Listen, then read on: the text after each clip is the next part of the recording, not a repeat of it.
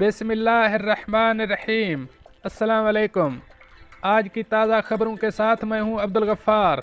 सबसे पहले आपसे एक रिक्वेस्ट करूंगा, अगर आप हमारे चैनल पर नए हो तो प्लीज़ हमारे चैनल को सब्सक्राइब कर दें।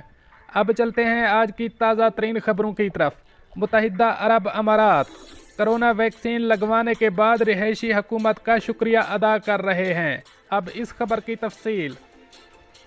निजी अस्पतालों में हफ्ते के रोज़ वैक्सीन लगाए जाने की मुहिम के आगाज़ के साथ ही सैकड़ों लोग कतारों में जमा हो गए थे और अपनी अपनी बारी का इंतज़ार करने लगे थे। जो रिहायशी वैक्सीन लगवा चुके हैं उन्होंने बिल आखिर सुख का सांस लिया है और वो UAE क़यादत का तारीफ़ और शुक्रिया अदा कर रहे हैं। ख्याल रहे कि मुत्तहिदा अरब अमारात में चीनी कंपनी सिनोफार्म की तैयार करदा वैक्सीन के 86% मुअस्सर साबित होने के बाद मुल्क भर में आम आवाम के इस्तेमाल के लिए मंजूर कर लिया गया था। इस मंजूरी के बाद मुल्क भर में सरकारी और निजी अस्पतालों के ज़रिए ये वैक्सीन शहरियों और रिहायशियों को लगवाए जाने का सिलसिला शुरू हो गया है। दूसरी जानिब मुत्तहिदा अरब अमारात की वजारत सेहत और रोकथाम ने कोरोना वायरस के 613 नए मरीजों की सेहतयाबी की तस्दीक की है, जिसके बाद मुल्क में कोरोना वायरस से सेहतयाब मरीजों की कुल तादाद 1,63,084 हो गई है। वजारत सेहत ने 1,154 नए केसेस का भी ऐलान किया, जिसके बाद मुल्क में कोरोना वायरस के कुल केसेस की तादाद 1,83,755 हो गई है। वजारत सेहत ने 2 मरीजों की फौतगी का भी जिक्र किया है, जिससे मुल्क में कोरोना वायरस से अमवात की तादाद 609 हो गई है।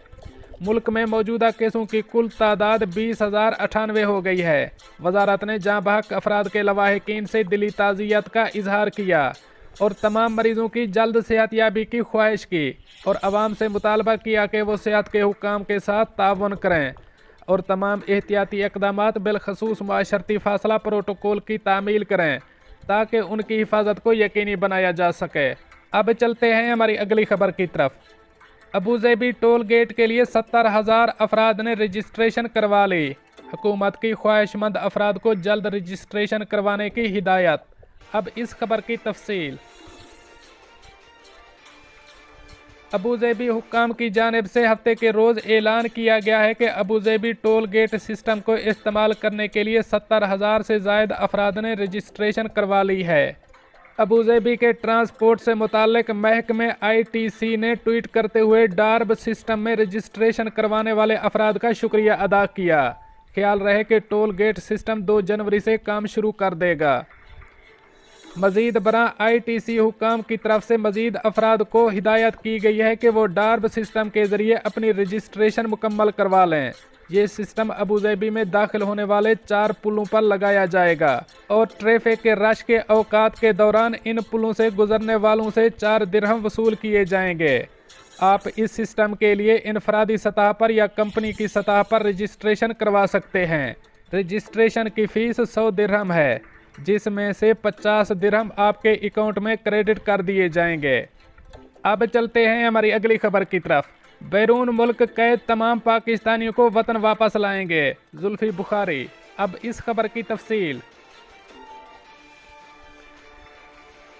वज़ीर आज़म के मुआविन ख़ुसूसी बराए ओवरसीज़ पाकिस्तानी जुल्फी बुखारी ने तारकीन वतन के आलमी दिन के मौका पर तकरीब से खिताब करते हुए कहा है कि हुकूमत की कोशिशों में से अब तक 8,700 से ज़ायद पाकिस्तानी कैदी वतन वापस आ चुके हैं। उनका मज़ीद कहना था कि मैं आपको यकीन दिलाता हूँ कि हमारी हुकूमत बैरून मुल्क कैद पाकिस्तानियों को तनहा नहीं छोड़ेगी। ये सब पाकिस्तानी हैं, खा इनसे कोई गलती हुई है या नहीं। हम इन्हें वतन वापस लाने की हर मुमकिन कोशिश करेंगे। बैरून मुल्क मुकीम पाकिस्तानियों की मुश्किलात का जिक्र करते हुए उनका कहना था कि दियारे गैर में अपने घर वालों के बगैर ज़िंदगी गुजारना आसान नहीं। हम समंदर पार पाकिस्तानियों के लिए पेंशन और सेहत की सहूलियात मुहैया करने का निज़ाम ले आएंगे। इनका कहना था कि 2018 से अब तक 10 लाख के करीब पाकिस्तानी रोज़गार की तलाश में दीगर ममालिक का रुख कर चुके हैं।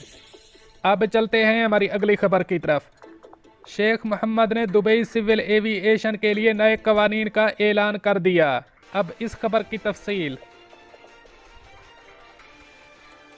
इस नए कानून का मकसद दुबई को एविएशन के कारोबार में एक दिलकश मकाम के तौर पर उजागर करना और इसके अलावा इस सेक्टर में सेफ्टी, सिक्योरिटी और इस्तेहकाम को बढ़ाना है। मजीद बरा नए कानून के मुताबिक DCAA दुबई एयरपोर्ट से ऑपरेट करने के लिए समझौते तय कर सकती है।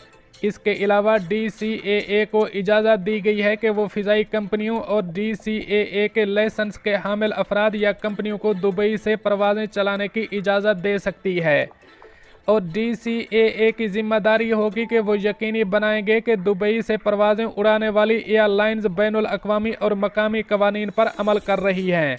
नए कानून के मुताबिक DCAA के डायरेक्टर जनरल तैनाती दुबई के हुक्मरान के फरमान से होगी।